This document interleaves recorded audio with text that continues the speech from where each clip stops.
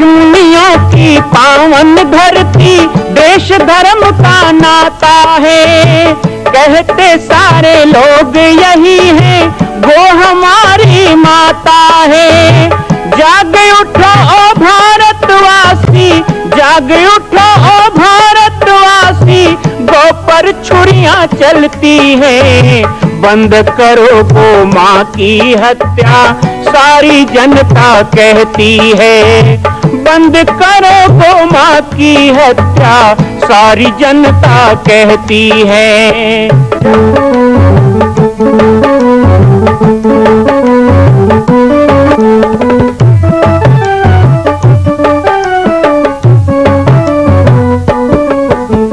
जगह जगह पर बूचड़ खाना, लाखों गौएं कटती हैं। किसे सुनाए व्यथा हमारी, नैना नीर बहाती है। रक्षा करना गौ माता की, रक्षा करना गौ माता की, गीता ज्ञान सिखाती है। बंद करो गौ माँ की हत्या, सारी जनता कहती है। बंद करो गौ माँ की हत्या, सारी जनता कहती है। जय श्री राम, जय गौ माता, जय गोपाल। स्वागत है आप सभी का भारत के हृदय स्थल छत्तीसगढ़ प्रांत में मां कौशल्या धाम जिला बालोद में विगत 18 वर्षों से बन रहे इस विशाल दिव्य भव्य मंदिर का निर्माण। विश्व के अंदर भगवान राम के लाखों मंदिर हैं। अब अयोध्या में भी रामलला विराजित हो चुके हैं, लेकिन छत्तीसगढ़ की बेटी मां कौशल्या जो राम की माता है, उनका एक भी मंदिर पूरे विश्व में नहीं।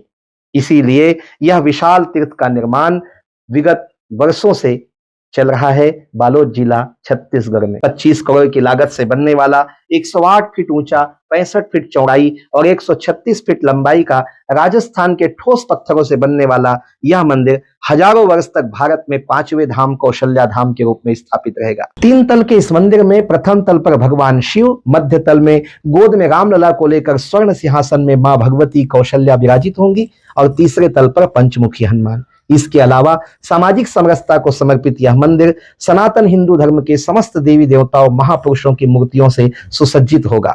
आप सब एक एक मूर्ति का संकल्प भी इस मंदिर के लिए कर सकते हैं। ध्यान रखिएगा, यह अवसर बार बार नहीं मिलेगा, क्योंकि 2026 में मां कौशल्या का दिव्य भव्य धाम स्थापित हो जाएगा। मां कौशल्या विराजित हो जाएगी। एक बार पुनः आप सबको निवेदन करूंगा, आइए, जुड़िए और सबको जोड़िए इस विशाल तीर्थ के निर्माण में। मैं राम बालक दास महात्यागी आप सभी को आह्वान करता हूं, संपूर्ण प्रदेश एवं देशवासियों को, कि जिस तरह रामलला के दिव्य भव्य मंदिर के लिए आप सब ने मुक्त हस्त से दान दिया है, इसी तरह मां कौशल्या के एकमात्र विश्व के प्रथम धाम के निर्माण में आप सभी मुक्त हस्त से दान दें। यह दान 3 आहुति के रूप में लिया जा रहा है। हम 1100, 1700, 5100, 11,000, 21,000, 1 लाख, उससे भी अधिक जो भी राशि करना चाहें 2025 और 26 के अंतर्गत 3 बार देने का संकल्प लेंगे।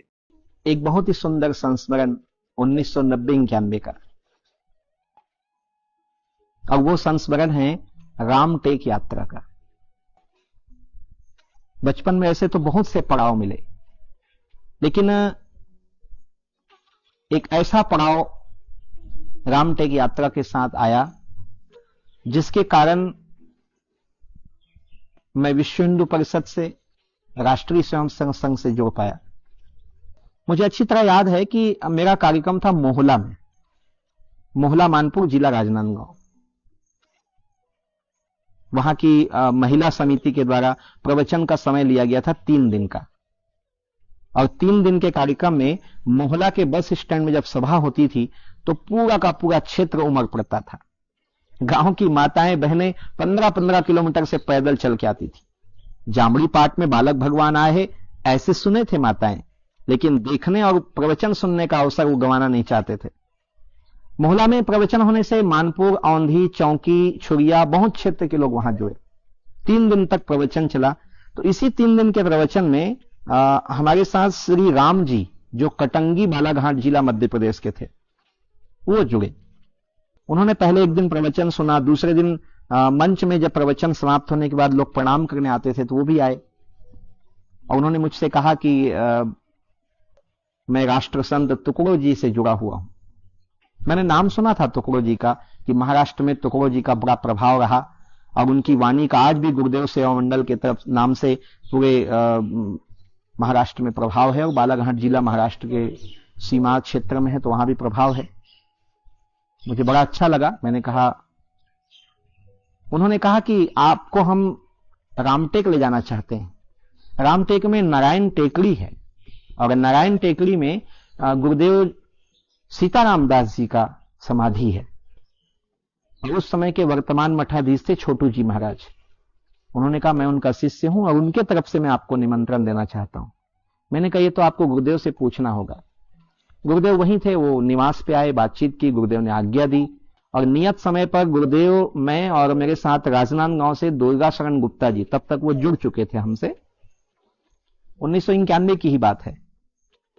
रामटेक के लिए मन में एक बड़ा उत्साह था क्योंकि रामटेक वो जगह है जहां पर भगवान राम ने संकल्प लिया था, अस्थि समूह देखि रघुराया, पूछा मुनि न लाग अति दाया।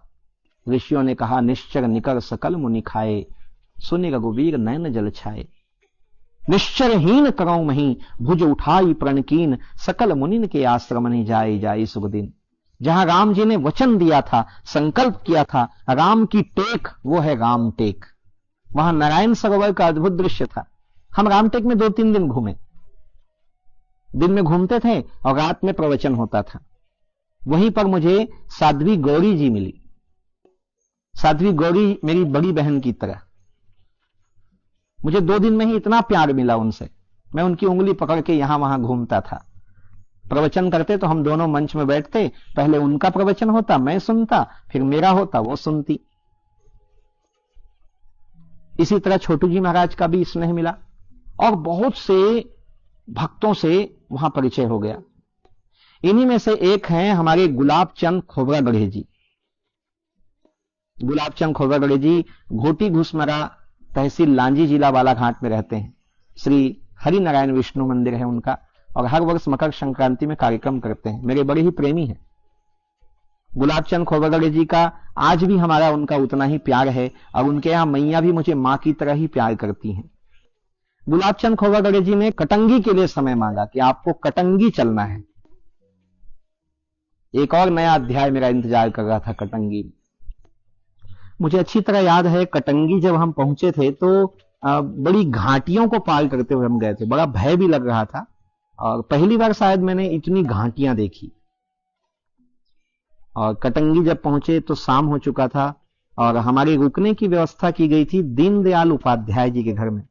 आज दीनदयाल जी हमारे साथ नहीं हैं, लेकिन उनकी स्मृति मेरे साथ है। उनके साथ 12-14 साल मैंने बिताए और दीनदयाल जी के निवास पर जाने पर गुरुदेव को बहुत तकलीफ हो गई थी, स्वास्थ्य अच्छा नहीं था। फिर उन्होंने खूब कच्चे आम का पना बनाया, गर्मी का दिन था, और गुरुदेव के पैरों में भी खूब लेप लगाया, घी लगाया। गुरुदेव स्वस्थ हुए। फिर हम वहां मंदिर भी गए, वहां मंदिर का दर्शन किया, हमने पूजा आरती में भाग लिया। दूसरे दिन का था कार्यक्रम। दूसरे दिन मंच का कार्यक्रम हुआ और कटंगी में जो मैंने प्रवचन दिया 1-1.5 घंटे, तो पूरा राष्ट्र संत तुकड़ो जी परिवार, गुरुदेव सेवा मंडल और पूरे महाराष्ट्र में मेरी आवाज चली गई। वो कटंगी की ही सभा थी जिसके कारण आज पूरा बालाघाट जिला मेरे से जुड़ा हुआ है। और वहीं पर मेरे पास गुलाब चंद खोबरागढ़े जी ने प्रस्ताव रखा कि घोटी घुसमरा में प्रवचन रखना है। मुझे पता नहीं था कि घोटी घुसमरा मुझे गुलाब चंद जी बुला रहे हैं या फिर मेरे कई जन्मों के संस्कार मुझे बुला रहे हैं। कुछ लग तो रहा था कि मुझे कुछ मिलने वाला है, पर क्या ये मुझे पता नहीं था। नियत समय पर घोटी घुसमरा के कार्यक्रम के लिए हम प्रस्थान किए। मुझे अच्छी तरह याद है कि बालाघाट में उस समय के विधायक दिलीप भटेरे जी मुझे लेने आए अपनी जीप में। मुझे लेकर के गए और निवास था घोटी में, लेकिन दूसरे दिन प्रवचन के समय मैं मंच में ही था। 1991 की बात होगी और उसी समय विवाह हुआ था श्रीमान जागेश भटेरे जी का, अर्थात दिलीप भटेरे जी के छोटे भाई, भोपाल में रहते थे, आज भी हैं, रेलवे में हैं।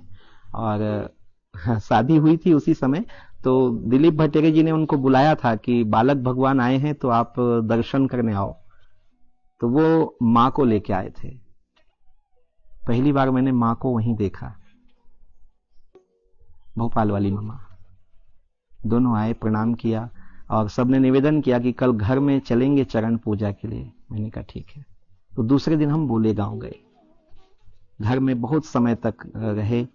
और उस समय मुझे ये पता नहीं था कि माँ मेरे जीवन में क्या लेकर के आई हैं। बहुत सौभाग्य था मेरा कि माँ का पहली बार दर्शन मुझे वहां हुआ। बोले गांव के प्रवचन में तो एक तरह से ऐसा माहौल बना कि वो 2-3 दिन में पूरा का पूरा लांजी तहसील पागल सा हो गया। भीड़ उमड़ती थी, खेत में मंच बनाया गया था, पूरा खेत भर जाता था। 1990-91 का वह कार्यक्रम आज लाखों लोगों को पाटेश्वर धाम में जोड़ने का एक साधन बना। मुझे ये भी नहीं पता था कि यही बोले गांव में एक समय मुझे राम कथा बोलने का अवसर मिलेगा और यहां यज्ञ होगा, यहां से शुरुआत होगी। तो रामटेक यात्रा और यह अनुभव मेरे लिए बहुत विशेष है। 1991, इधर राम जन्मभूमि का आंदोलन, इधर एक नया क्षेत्र का जुड़ना, महाराष्ट्र की ओर प्रचार प्रसार होना, और अब धीरे धीरे सभा बढ़ने लग गई थी। अब केवल छत्तीसगढ़ नहीं, महाराष्ट्र, मध्य प्रदेश, हर तरफ प्रवचन की मांग होने लग गई थी और इस तरह कार्यक्रम आगे बढ़ रहा था। बहुत सी यादें हैं, कहां से शुरू करूं और क्या बताऊं। विशेषकर 1992 में मेरे साथ कुछ ऐसी घटनाएं भी घटी और जीवन में वो याद रखने या भूलने लायक नहीं है। याद रखने लायक भी नहीं है, भूलने लायक भी नहीं है। बचपन की यादें कार्यक्रम के अंतर्गत वैसे तो मन होता है कि बचपन की सारी बातें आप सबके साथ बताऊं, लेकिन कुछ चीजें ऐसी होती है जिसको व्यक्ति विशेष का नाम लेके यदि बोलूं तो उनको बुरा लग सकता है। मुझे कई लोग राजनीति में भी उस समय खींचने का प्रयास किए। हालांकि उम्र क्या थी मेरी, 1992 में कोई ज्यादा उम्र नहीं थी, मात्र मैं 15-16 साल का ही था। लेकिन 15-16 साल की उम्र में जहां वोट डालने का भी अधिकार नहीं होता है, उस समय में भी प्रस्ताव आने लग गए थे राजनीति के। हालांकि बहुत बाद जब मैं 20 साल का हुआ तो कई जगह ये चर्चा का विषय होता था और राजनीतिक मंचों में भी ये विषय उठता था कि शायद पवन दीवान जी की तरह बालक दास जी भी चुनाव लड़ेंगे।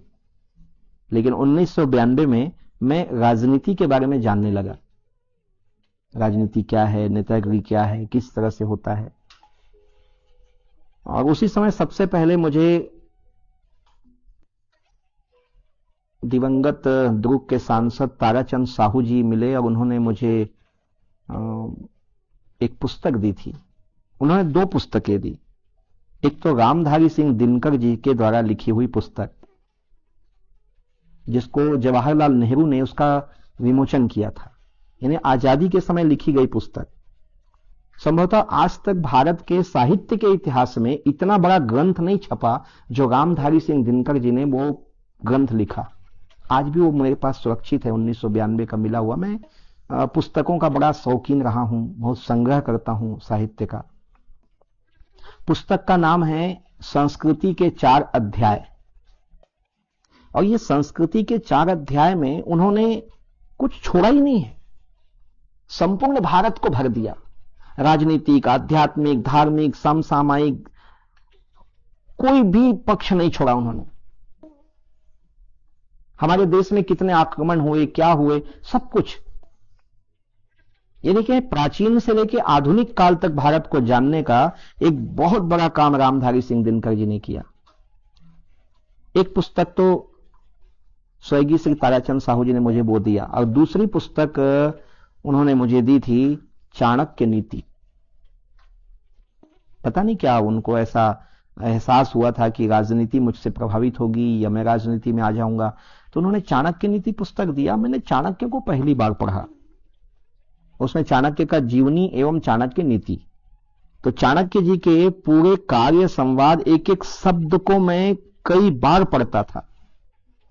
कहीं ना कहीं एक राजनीति को समझने की जो सूक्ष्म बुद्धि है मुझे 1992 में चाणक्य नीति और संस्कृति के 4 अध्याय पुस्तक से आई। मैं धन्यवाद करना चाहूंगा उनका, और उनके पूरे परिवार का स्नेह मुझे सदा मिलता रहा। पाटेश्वर धाम के प्रति भी उनका बहुत स्नेह रहा।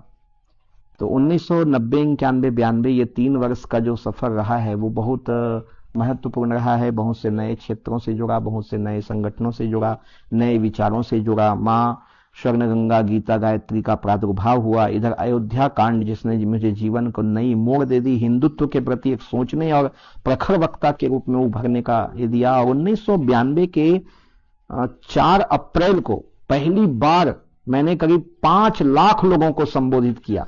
वो मेरे जीवन की पहली बड़ी सभा थी। वोट क्लब दिल्ली में विश्व हिंदू परिषद के आह्वान पर विशाल जनसभा का आयोजन। भारत के संपूर्ण विशिष्ट संतों का वहां पर उद्बोधन हुआ, जिसमें मेरा भी उद्बोधन था 20 मिनट। पहली बार जब मैं मंच में खड़ा हुआ बोलने के लिए तो मेरे पैर कांपने लगे, मेरी वाणी अवरुद्ध हो गई। लेकिन जैसे ही माइक के पास पहुंचा और मैंने अपना मंगलाचरण किया, रामो राजमणि सदा विद्यते रामं रमेशं भजे रामेणाभीता निशाचर चमु रामाय तस्मै नमः रामा नास्ति प्रायणं परतरम रामास्य दासोस्मि हम रामे चित्तलह सदा भवतु मे भो राम मामुद्धरम। और कहां से वो ऊर्जा आई और मैं बेधड़क होकर के धारा प्रवाह 20 मिनट बोलता रहा और पूरी सभा तालियों की गड़गड़ाहट से गूंजती रही। बहुत हिम्मत आया था मुझे। दिल्ली से जब लौटा तो बहुत सुंदर स्वागत भी हुआ मेरा। बहुत लोगों ने बधाइयां भी दी कि बहुत बड़ा कार्यक्रम आप कह के आए हैं। और यही 4 अप्रैल का कार्यक्रम 6 दिसंबर 1992 के हिंदू शौर्य दिवस का भूमिका था। आगे हम आपको बाबा जी की पाती में 1992 में कैसे वो कलंकित बाबर का ढांचा तोड़ा गया वो आपको बताएंगे। बाबा जी की पाती से आप जुड़े रहें और ऐसा ही स्नेह देते रहें। आप सबकी जिज्ञासाओं का भी इंतजार रहेगा। कल हम आप सभी को पवित्र जगन्नाथपुरी के महत्तम और भगवान जगन्नाथ जी की रथ यात्रा के अवसर पर विशेष कार्यक्रम बाबा जी की पाती में दिखाएंगे। तब तक के लिए जय सिया राम, जय गो माता, जय गोपाल।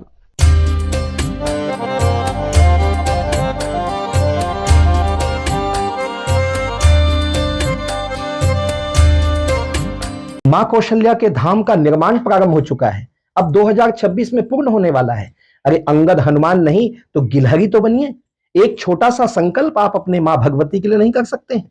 यदि आप राम भक्त हैं तो मैं चाहूंगा कि मां कौशल्या के धाम के निर्माण के लिए आप अपने जीवन का एक अंश जरूर समर्पित करें। आइए हमारे नीचे चल रहे व्हाट्सएप नंबर और अकाउंट डिटेल पर संपर्क करके अपने जीवन का एक अंश लगाकर आप भी पुण्य के भागी बने। मैं राम बालक दास महात्यागी, मां कौशल्या धाम, जिला बालोद, छत्तीसगढ़ से। मां कौशल्या की पावन जन्मभूमि छत्तीसगढ़ प्रांत में बालोद जिला में स्थित है श्री सर्वसिद्ध शक्तिपीठ जामड़ी पाटेश्वर धाम। परम पूज्य सद्गुरुदेव राजयोगी बाबा जी की तपस्थली श्री पाटेश्वर धाम और विश्व के अद्वितीय मां कौशल्या जन्मभूमि मंदिर निर्माण का दर्शन करने और इसी प्रकार समसामयिक विषयों पर अपना ज्ञान वर्धन करने के लिए और 10,000 गायों के लिए बनने वाले श्री हनुमान नंदीशाला गो अभ्यारण्य का समाचार प्राप्त करने के लिए आप सभी देखते रहें YouTube चैनल पर और हमारे चैनल को आप सभी सब्सक्राइब करें, घंटी का बटन दबाएं ताकि आप सूचनाओं से जुड़े रह सकें। जय श्री राम, जय गो माता, जय गोपाल।